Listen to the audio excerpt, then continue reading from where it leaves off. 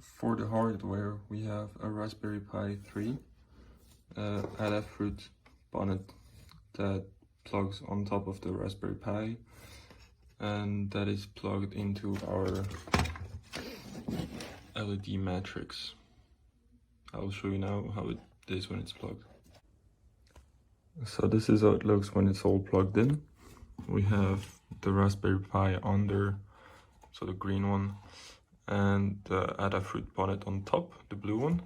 We have this cable plugged into our matrix.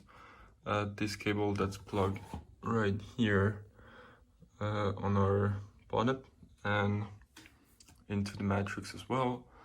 And for the power supply, we have down there USB, a micro USB for the Raspberry Pi, and we have a plug here for the matrix. So this is what the board looks like when it's lit up. And to move our checkers, so the user is the green color and the computer is the red color, we're going to enter coordinates, and the coordinates are this is 0, 0, and this is 7, 7. So basically those are the rows right here on this axis, and this axis is the column. So this one would be the 5th row, and the column number 0. So to enter this coordinate, we would enter 5, 0. And if we want to move to this spot right here, the coordinate would be 4, 1. This is what it looks like on the terminal. So we enter first the initial coordinates, and like I said, we are going to enter 50, 5, 0, and then we enter our final coordinates, which we said would be 4, 1. And now the program tells us that it was a single move and it was up, right? And if we look at the board, the computer already played, but our checkers went from here to here. If the user tries to enter some coordinates that are not allowed, not legal according to the rules, the LEDs are going to let the user know. So I'm going to do an example. I'm to move this checker right here, which is not a legal move, and that would look like this. The LEDs are telling us that it's not possible. And to show you how the checkers move, I'm going to do a valid move, the one which I just explained earlier, and we have our checker moving, and then the computer moves as well. And now it's my turn again.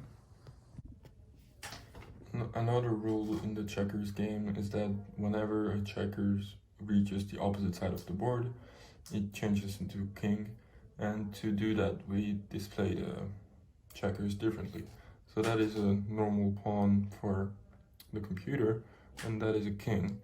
And to show you what it does, I'm gonna do an example with the green side, so the user.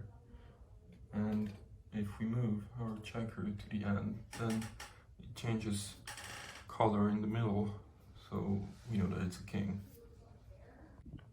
So I will now try to explain how our AI works. So just a reminder, the red is the computer and the green is the user. So before every move for the computer, we check every checkers and check where they can go and what they can do. So this one can either move this way or this way, but it's not gonna do anything special. It's not gonna take out any pawns or anything. If we take this one, he can either kill a normal pawn and become a king, or he can kill a king and become a king. This one can become a king this way or become a king this way. So we gave some scores to each event, and we'll see what happens with this situation. If I just move this pawn randomly, then obviously it was this move, because it could kill a king, which is more valuable than a normal checkers, and become a king, which is also very good.